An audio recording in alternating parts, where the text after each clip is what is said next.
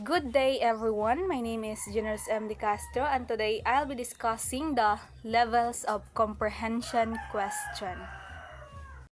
Before we discuss the levels of comprehension question, first we will understand what is comprehension. So comprehension is the ability to understand completely and be familiar with a situation and fact. So it involves constructing mental representations of the information being presented, connecting it to the existing knowledge, and making inferences to fill in gaps. So comprehension goes beyond mere decoding of words. It encompasses the understanding of ideas, the concept, and relationship conveyed through language.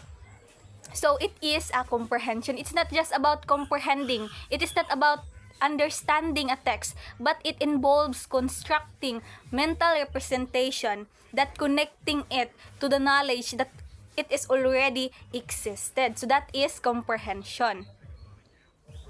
So now let's proceed with what is levels of comprehension questions. So there's a lot of sources stated that there are 3 levels of comprehension questions, and there are some other sources that stated there are 5. So now let's know what is levels of comprehension question. So level of comprehension questions refers to a question designed to assess how deeply a reader understands the text, ranging from basic recall of facts, literal comprehension, to more complex analysis and interpretation, where the reader needs to infer meaning beyond what is explicitly stated in the text, which is inferential comprehension, and even apply the information to a new situation, which is applied comprehension. So these levels of comprehension questions are questions designed to assess how well someone or students understand the text information. No, it is focused on understanding or levels of students' understanding from a simple to complex one. So how many levels in comprehension? So there are 5 main levels of comprehension. These include literal comprehension, which is the lowest in the hierarchy, followed by inferential comprehension, evaluative comprehension questions, reorganization comprehension, and then appreciative comprehension. So level 1 is literal comprehension, the level 2 is inference comprehension, and the level 3 evaluative comprehension, and the level 4 is reorganization comprehension, and the level 5 which is appreciative comprehension. Now let's begin with literal comprehension. What is the meaning of literal comprehension? So literal comprehension means understanding a text including a fact, ideas, vocabulary, events, and stated information. This question often starts with but are not limited to, who, what, where, and when. Includes naming, identifying, and defining. For example, who took Sandra's pen? That is one of the example of literal comprehension. No, simply remembering. So who took Sandra's pen? And the other one is, what did Sandra do when she realized that her pen was missing? No? So that is also an example of literal comprehension. The other one is, where did Ariel go to live at the end of the story? So that is who, what, and where. Where is this simply remembering, and also a literal comprehension. For the level 2, which is inference comprehension, so this ability to make valid inferences from the fact and information received or found in the text. So at this level, you must read between the lines to understand the text in the reading material. No? It involves understanding the fact even it is not explicitly stated in the reading material. So you must understand the context or the whole context in order for you to understand or to answer the question in inference comprehension. So the question could start with why, how, in what way, what is the main idea, and compare and contrast certain things or certain objects. No? This involves integrating, inferring, explaining, stating relationship, and of course, comparing and contrasting. For example, so why did Mike want to be awarded the most productive worker of the year? So that is the questions. That is not explicitly nga included in the context that you read, but it is somewhat you will make an explanations why did he wanted to be received, or why did he wanted to receive a most productive worker of the year. And the other one is that how did Mike react when he saw that the recognition of the most productive worker of the year was awarded to Thomas? No, you will know why did Mike didn't awarded to be the most productive worker of the year, but instead his colleague, which is Thomas. No, that is the inference comprehension. You will know what would be the answer of this based on the context that you read, no? So now let's proceed to level 3, which is evaluative comprehension. So it requires a deeper understanding of the topic or event.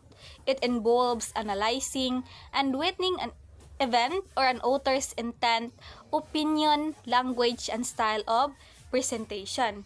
It is making judgment, evaluating arguments, and forming opinions about the text. Let's say, for example, how did Mike feel about losing the recognitions award to Thomas? It is making or forming an opinions, no? And the other one, if you were Mike, how would you have reacted? That is evaluative comprehension. It is something that getting your opinion, no? The other one is, do you agree with the author's point of view? Why or why not? What are the weaknesses and strength of the argument presented? So that are the examples of evaluative comprehension. It is making judgment, evaluating arguments, and forming opinion about the text. That is how the evaluative question or evaluative comprehension questions works.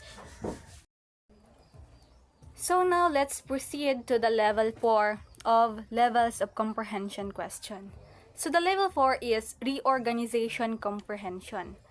So reorganization comprehension is based on a literal understanding of reading materials or event, and then using information gained from a various part of the materials or event and rearranging them into a new pattern that integrate them into a new idea for further understanding. So that is reorganization comprehension. So it is bringing together information from different parts of a text to draw a new conclusion or answers.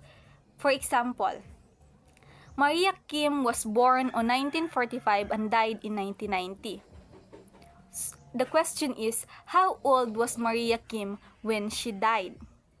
So the student needs to use both pieces of information, the birth year and the death year of Maria Kim, in order for them to calculate the age of death of Maria Kim. No? This involves reorganizing the information to perform a simple subtraction.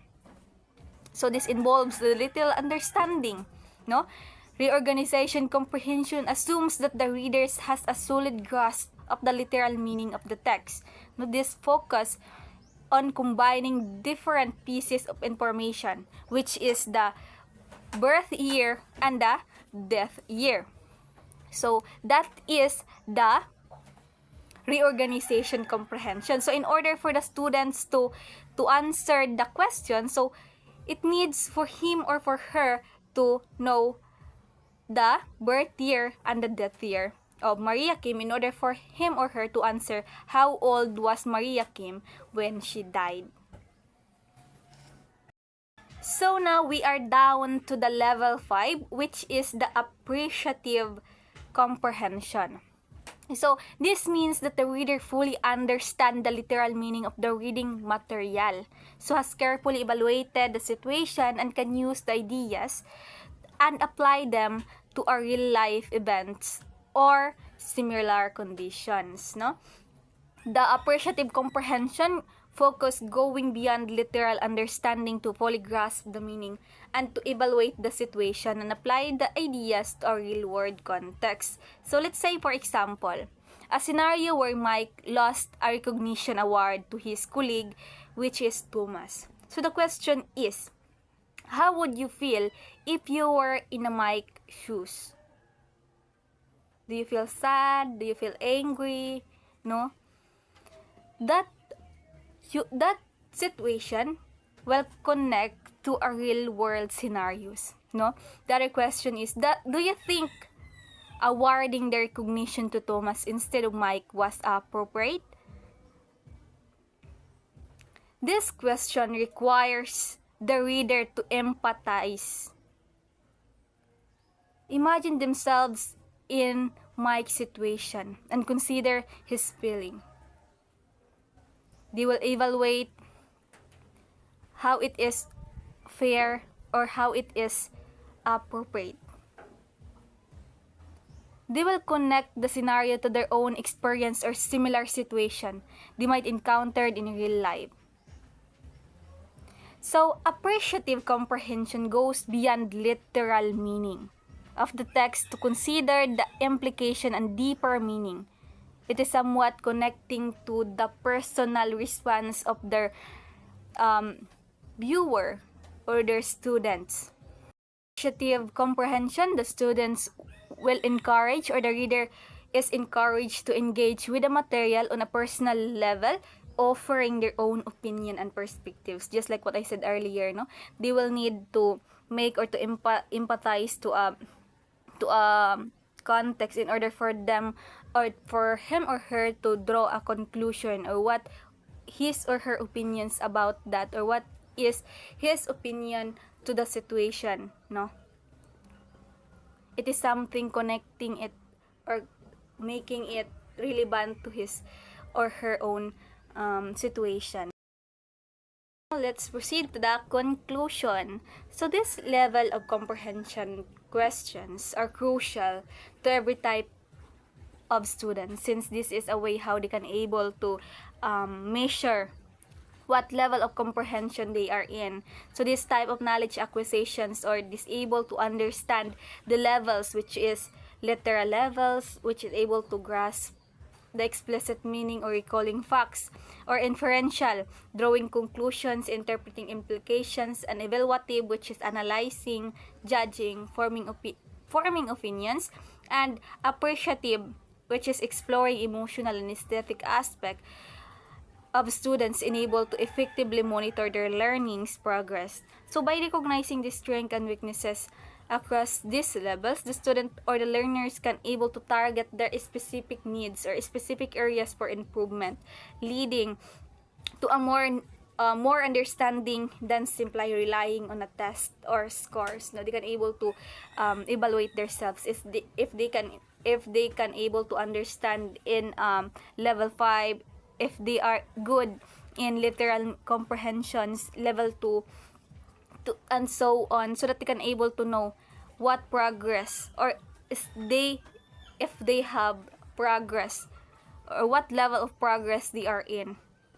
Now by knowing or by answering these questions for level of comprehension question, in order for them to target or in order for them to strengthen their weaknesses, no, when it comes to comprehensions, it's really important to strengthen the comprehension, because this is a way we can able to know the things, or we're able to comprehend well, no, in a deeper context, it's easy or complex one.